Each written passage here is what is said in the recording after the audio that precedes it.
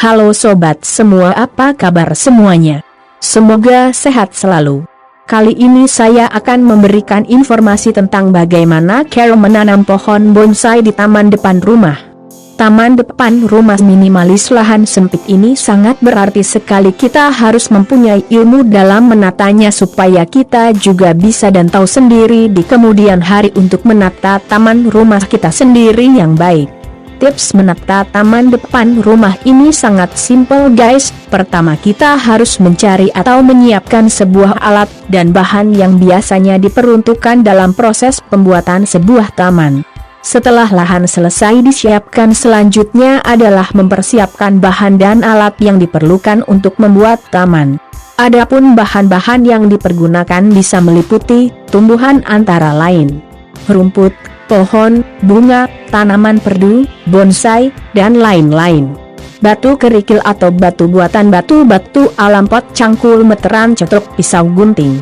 Taman depan rumah sederhana ini dapat kita ciptakan dengan kreasi kita sendiri sesuai keinginan. Alat dan bahan sangatlah penting di dalam pembuatan taman minimalis depan rumah.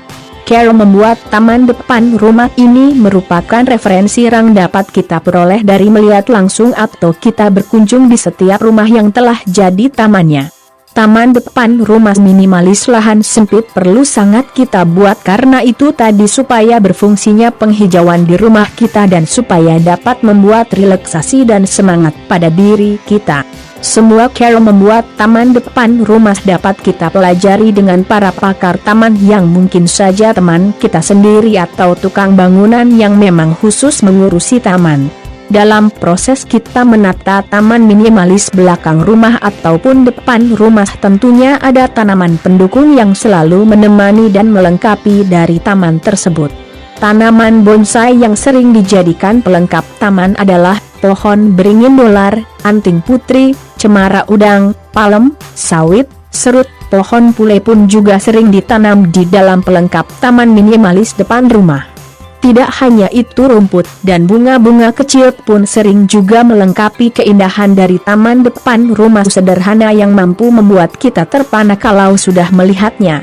Tanaman bonsai yang berada di taman minimalis dalam rumah dengan luasnya lahan yang minimalis, maka kita juga haruslah menyesuaikan besarnya tanaman bonsai kita, jangan sampai tidak seimbang dengan luas lahan taman kita.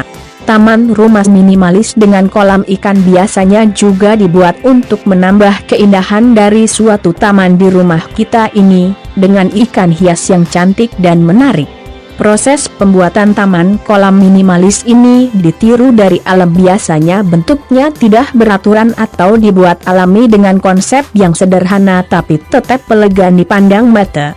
Sehingga dengan adanya tanaman bonsai dan kolam ikan yang menarik akan diharapkan supaya taman kita tidak monoton saja dan supaya terlihat menjadi taman cantik.